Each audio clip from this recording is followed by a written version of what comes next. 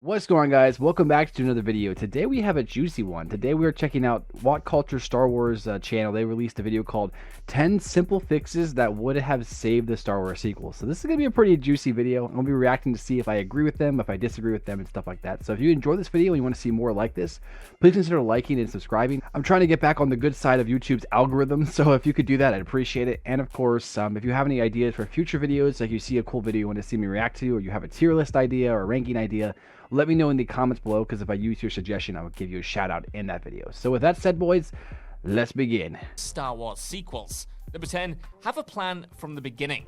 Now, I'm usually critical of this is what I say. too I say far this in too. advance. The beauty of filmmaking is collaboration and course correction, in my opinion, as you often don't know what works until an audience actually sees it and responds. Some of the greatest media ever, from Breaking Bad to the Dark Knight Trilogy, had no grand plan from the beginning.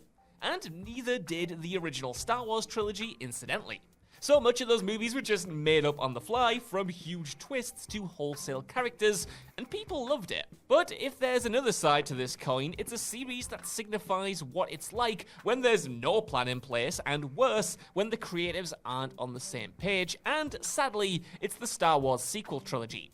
Things might have shaken out better had we gotten 3 distinct filmmakers continuing the story and putting their own spin on things, but to have J.J. Abrams start the series, then have Rian Johnson put his own take on it, only to then go back to J.J. makes for a total incoherent mess. And worse, it led to retcons that attempted to hobble together some kind of sense for a unified vision, but which only made everything worse and resulted in so much of the story looking like a weird detour. The Rise of Skywalker retcons The Last Jedi, which retcons in turn The Force Awakens, and while not every beat should have been planned from the start, there should have at least been a general roadmap that was subject to change. The biggest one being that Palpatine is back. That's a massive one that should have been, that came out of nowhere. That was a course correction thing. I can go on and on about this. A lot of you guys who've been watching me for a while, you already know that that's my biggest gripe with the sequel trilogy. Is not necessarily what they did, but the fact that they didn't have a plan. That bothers me. I wish they would have just had one person who told the story, and then had the directors come in and do the story. And it's okay if the directors put their little bit of twists and their own elements into it, obviously, but man, it's sad. It is sad, but yeah, I agree with that one for sure. Emperor at the end of episode 8.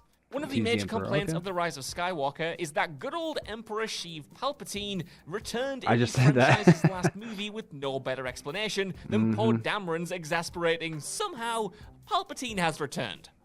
Like, yeah, thanks for clearing that one up, JJ. While the Star Wars story team has since cleared up details of Palpatine's resurrection in other media, audiences shouldn't have to read books to enjoy a series which predominantly exists as a movie franchise. The Emperor's shadow has always hung over Star Wars, and his return wasn't a bad idea in and of itself, but she would have been better utilized in a more minor role, maybe taking the form of a pre-recorded hologram as present in Colin Trevorrow's rejected Episode 9 script.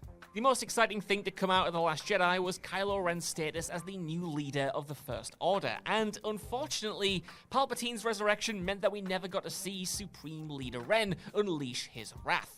This decision led to Kylo following more or less the same story arc as Vader in the original trilogy, ensuring The Rise of Skywalker became such a carbon copy of Return of the Jedi as The Force Awakens was of A New Hope. So, to make this surprise appearance less disorientating, Disney really should have teased Palpatine's return at the end of Episode 8, and no, his brief mention by Luke doesn't count. At the very least, Palpatine's return could have been revealed on screen, rather than being casually mentioned in the worst opening crawl of the entire franchise. Yes, even worse than the taxation of trade routes is in dispute. Yeah, yeah, for sure. It was very mishandled. This is what I was saying. Okay, so yes, I don't like the fact that it was Palpatine in the end. Snoke should have been Plagueis. That's what it should have done. They should have just went that storyline. That was fine. We already know about Plagueis. Would have been a good way to tie in the prequels to the sequels. Would have been great. Now, with that said, if they did go the Palpatine route, I wish they would have gone like the good Palpatine route. You know what I mean? Like, there's different ways they could have taken this whole Palpatine situation, and instead they floundered it, and that's not right. I personally feel like a lot of these things that would have saved the sequels, a lot of things they're going to be saying on this list, all would have been fixed if number 10 was just like the situation. If there was just an actual blueprint, but there wasn't. And yeah, even just hinting towards Palpatine at the end of episode 8, I think that would have actually made people like episode 9 more, even, because at least there'd be some type of reference to maybe him coming back at that point. But like in episode 9, it's just like, boom, Palpatine's back, he's the new threat, forget about Snoke, Palpatine is Snoke, there you go. And it's just like, ooh, they really missed the mark. Great, make Kylo Ren's motivations clear. Kylo Ren is the most interesting character of the sequel trilogy, hands down. A fully fledged realization of what Anakin could have been in the prequel trilogy in the hands of a better writer than George Lucas. Throughout the trilogy, Kylo struggles with the light side of the Force in a... Hold on a second here. Hold on. You just said George Lucas isn't a good writer. Is that what I heard? I think I just heard that. George Lucas is an amazing writer, okay? He is a great storyteller. But if we're talking about, the dialogue aspects, if you're coming from that point of view as writing, then yeah, I understand the argument. But if we're talking storytelling, George Lucas is one of the best storytellers of our time. I'd even go as far to say he's kind of like our generation's Tolkien, I guess you could say. I don't know who else I would say is our generation's Tolkien. It would be George Lucas. So yeah, there you go. Version of the temptation towards the dark side that our protagonists felt in the first 6 movies.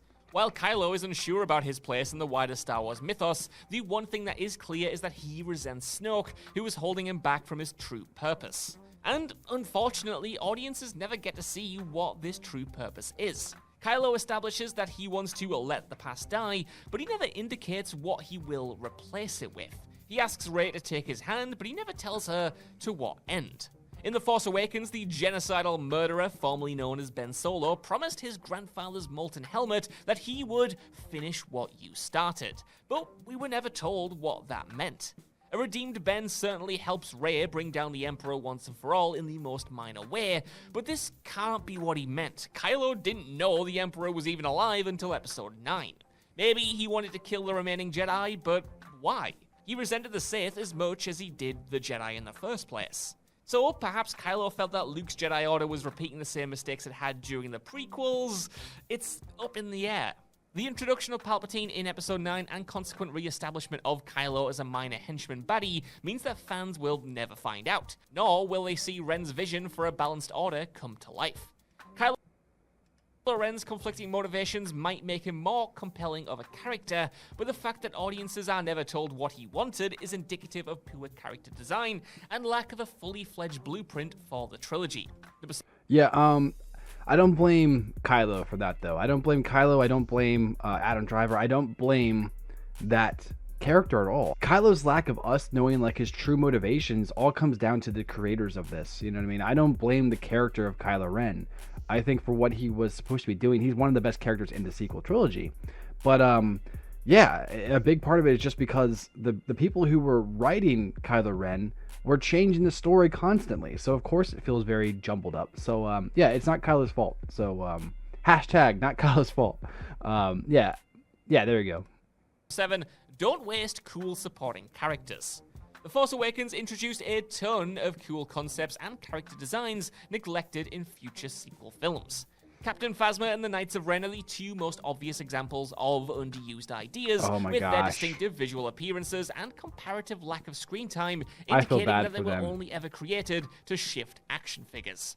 However, Maz Kanata was the most underused of the bunch. Introduced in The Force Awakens, Maz hints that she is a Force user despite never aligning herself to the Jedi or the Sith, making her the first neutral Force-sensitive character in the Skywalker saga. Unfortunately for Maz, whose Force scenes were cut from Episode 7's theatrical release, she was relegated to a minor contract-fulfilling cameo in The Last Jedi, and returned as nothing more than a minor supporting character in Episode 9.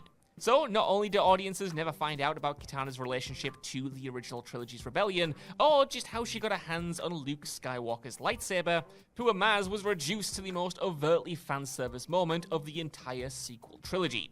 That being handing Chewbacca the medal that he never received at the end of A New Hope. Yeah.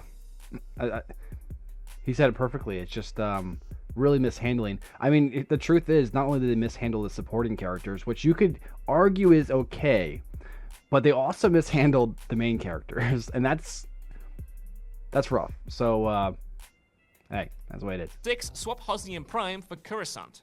One of the most emotive shots of The Force Awakens is Starkiller Base's destruction of several planets that we learn in a passing throwaway line to be the Hosnian system. This line is easy to miss, so fans would be forgiven for thinking that the only planet that we see being destroyed up close was Coruscant, capital of the Republic in the original trilogy. After all, the telltale signs are there. Monumental skyscrapers as far as the eye can see. I thought that's what it was at first, too. From a balcony, the fact that this planet was I'll explain it, though. I'll explain the reason why they did as that. opposed to the anonymized destruction of the others in the system, it all just kind of added up. But it turns out that the planet was not the same one that we had formed an attachment to in episodes 1 through 3, but rather a new, almost identical location that we'd never heard of before. Coruscant's destruction would have elicited more of an emotional reaction from the audience, as fans would watch a pivotal planet which had survived the Empire suddenly crumble under a new regime before their very eyes. The destruction of Coruscant would have helped cement the themes of letting the past die that the entire sequel trilogy worked towards. Yeah, so I'll tell you why they did that. They destroyed the Hosnian system because they wanted to show that pretty much anything that was like based off like prequel type of worlds, they wanted to effectively kill off prequel worlds. And the big one was Coruscant. That was a big deal. But they also didn't want to take out Coruscant, so they wanted to make the effect of like, oh, here's this thing that could destroy Coruscant. You know what I mean? But they didn't actually destroy Coruscant.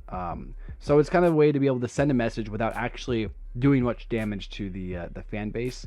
And I also think it, like I mentioned, it was partly about like kind of taking care of like the prequel guys a little bit, because episode 7 was established to be like a soft reboot on the franchise and trying to be like, okay, we're gonna forget about the prequels, let's completely forget about them, we're doing all original trilogy stuff. Of course, Disney realized that was the wrong call, but at the time that's what they did, and you can tell that was kind of what they were doing. They were kind of sending a message like, yeah, we're getting rid of the prequel stuff, even though we're not actually touching the prequel stuff, we're getting rid of things that are similar to it. It's not about the actual planets getting destroyed, it's about the symbolism. So there you go, that's kind of the deeper explanation. They'll never tell you that, but that's the truth. All right, next one. 5. Actually show us Anakin's Force Ghost instead of using a voice. Not only did the sequel trilogy fail to acknowledge the original Skywalker's pre-Darth Vader persona, I mean seriously, there's no way that Kylo Ren would have been unaware of his grandfather's redemption. It also gave Anakin's disembodied Force Ghost the worst line in the film. The first 6 movies in the Skywalker saga were all about Anakin, so it makes absolutely no sense that he didn't make a significant appearance in the sequel trilogy. Return of the Jedi established that Anakin could appear as a Force ghost, so his absence in the sequel movies is startling, especially when you'd think that he'd probably want to put a few things right after all the damage he caused. Surely he would have seen that Luke's Jedi Order was repeating the mistakes that the Jedi made in the prequel trilogy and warned him to change his ways. Episode 9 made clear that Force users need to open themselves up to communication to Force ghosts, but you'd think that Kylo Ren would have longed to speak to the grandfather that he idolized, and listening to his lessons about why following the dark side of the Force might not be the best decision that someone can make. Concept art for The Force Awakens showcased an Anakin Skywalker Force ghost as well that was still corrupt with dark side of the Force, that was half human and half machine. And this would have been super sick. Number 4. That really does bother me. The fact that Hayden Christensen wasn't even like in the sequel trilogy. His voice was, yes, but he should have showed up. The very last scene of the Rise of Skywalker should have been all the Jedi of the past coming back to help Rey finish off Palpatine. That's what it should have been, and they dropped the ball. So change Anakin's Force Ghost line. Okay, so yeah, this one's a double whammy. Despite being a comparatively minor change, this would have had the biggest implications not just for the sequel trilogy, but for the Skywalker saga as a whole. Amongst the voices of disembodied Jedi at the end of The Rise of Skywalker, Hayden Christensen's Anakin Skywalker can be heard saying, "Bring balance to the Force as I did." That's right. This line was clearly included by the filmmakers to easily explain away any argument about Anakin's role in the first 6 movies being undermined, effectively telling fans that the so-called Chosen One did bring balance to the Force, whatever that means, but the Force simply fell out of balance again less than 30 years after his death. It's short enough to be disregarded, but this throwaway line only serves to highlight just how meaningless Anakin's sacrifice was at the end of Return of the Jedi. Frustrates the idea me. that the Force had been balanced so soon before needing balancing again raises questions of its own. Does the Force periodically get thrown out of balance every few decades, needing a new chosen one to come around and set it straight again? Throughout the entire saga, we are never told really what balance to the Force actually means, and this line does nothing to clarify this concept. Instead of telling Rey to bring balance to the Force as I did, Anakin's Force Ghost should have said something like, finish what I started and bring balance to the Force. But probably snappier, I'm not a screenwriter. As well as maintaining the meaningfulness of Anakin's legacy, he weakened the Emperor so that Rey could destroy him. This line would have recalled Kylo's promise to his grandfather that he would finish what he started. Number 3. Man, oh my gosh. You know, I don't like to get mad, but just thinking about how much the sequel trilogy just fell on its face. You know, like, it's okay if you like these movies, that's fine. I'm not attacking you. I'm just saying, like, if they're good to you, they could have been amazing. They just didn't have the right person in charge. That's it. Ah, oh, man. It just makes you wonder, like, if they would have just been able to hire me, I could have fixed. The sequel trilogy would be amazing. You guys would have loved it. Both prequel, original trilogy fans would have loved my sequel trilogy. But one day I'm going to do a video on where I'm explaining my actual sequel trilogy. So if you want to see that, let me know in the comments below, because it's good. At least for the people I explain it to, they like it. So, man, it beats you up. It beats you up when you think about how much you love something like this. You know what I mean? And you put so many years of your life into just exploring it and being interested and loving it and sharing it with others, and then it just falls on its face and there's nothing you can do except for watch it burn. You know what I mean? It's just sad. Okay, with that said, let's continue. Sure, Invaders Castle. Turns out that that was cool. Red planet, and Rogue One, yeah, that was dope. They should have definitely seen that. Skywalker was actually Mustafar of Revenge of the Sith fame. Not that you'd notice it if you hadn't read the film's visual dictionary. I mean, you would be forgiven for not realizing, of course, as Mustafar looked nothing like it did in the last Skywalker saga appearance. Lava fields have been replaced by dark trees thrown against an ominous red mist, and there's none of these symbolic more machine than man metal structures which helped make Obi-Wan and Anakin's final fight so visually compelling. This isn't the first time Disney Star Wars has smuggled in this planet, though, without actually acknowledging its existence. The planet last appeared in 2017's Rogue One, a movie which made a big deal of labeling the names of its planets on screen. The staggeringly short shot of Mustafar, however, didn't get the same treatment. Regardless, though, it turns out that Kylo Ren was looking for a Sith Wayfinder amongst the ruins of Invaders Castle, which had somehow become a forest overrun by trees in the space of around 30 years. Seeing Invaders Castle in all of its sinister glory would have not only made it obvious that this opening planet actually had a connection to the other movies in the franchise, but it also would have been a pretty cool backdrop to an action-packed scene. Number 2, more exciting planets. Say what you like about the prequels, but at least George Lucas's ill-fated second trilogy introduced interesting planets to the mix, rather than delivering the same mono-environment locations featured in the first 3 movies. And put simply, Anakin would have absolutely hated the sequel trilogy because it introduces not 1, but 2 all-new sand planets. Compare the sequel trilogy's dull locations to vibrant planets like Naboo, which treated us to cities coexisting with a symbiotic underwater kingdom, and Coruscant, a planet-sprawling metropolis with its buzzing criminal underworld, and even Kamino, with its startling white clone factory and its dramatic seascape. Act 2 was pretty nice visually, but there still wasn't much there. And the most exciting planet introduced in the entire sequel trilogy was Canto Blight, which was wasted at Canto best. Blight, perfect Number name. 1. You know what? That's the truth. Like, no matter, even if you hate the prequels, you have to admit the world building in the prequels is the best. Out of all the trilogies, the prequels world building is unmatched. It is the best. Let's be honest. I'm just saying world building because it legit built worlds for it, obviously. But I mean, like, overall, the galaxy building, the making it feel like a true galaxy and it's lived in, and there's things going on. The prequels are just unmatched. That's just the truth. A more original start to the trilogy. Being essentially a soft reboot after the disappointment that was the prequel trilogy, it was inevitable that Disney's punt at a trio of Skywalker stories would lean heavily on what made the original trilogy such a lovable cash cow in the first place. Namely, props and sets that imitated a lived-in world rather than shoddy CGI, character-centric stories, and a compelling mythos which left no room for midi-chlorians. But J.J. Abrams and crew might have taken their exercise in nostalgia a step too far. Rather than just imitating the filmmaking techniques and principles that cemented the 1977 Star Wars as a classic, they copied the whole story altogether. Of course, some things are different, but the similarities between The Force Awakens and A New Hope are too obvious to overlook. There's the old mentor figure, the evil military regime, the hero from a desert planet. The list stretches on and on for so long that it probably warrants its own article of its own. While The Force Awakens served as the perfect franchise reset after the sour taste of the prequels, in hindsight, a lot of its story decisions are just a little bit uninteresting. What's more, Episode 7's decision to retell the story of A New Hope only makes the original trilogy redundant. All of the Resistance's sacrifices are rendered null, given that the galaxy reverted back to the exact same state they had found it in, which it never got resolved, really, did that? Look, we get that Star Wars is about, well, wars. But maybe this could have involved a different threat rather than a third galactic civil war. But hey, that's a conversation for the next 3 minutes. Well, there you go, guys. What did you think? Do you agree with all these? Do you disagree with them? Are you sad about how the sequels turned out like I am? Let me know in the comments below. If you guys have any cool ideas for future videos, let me know as well down there. And please consider liking, subscribe, and turn notifications for more videos. And until next time, guys, I'll catch you next one. Peace.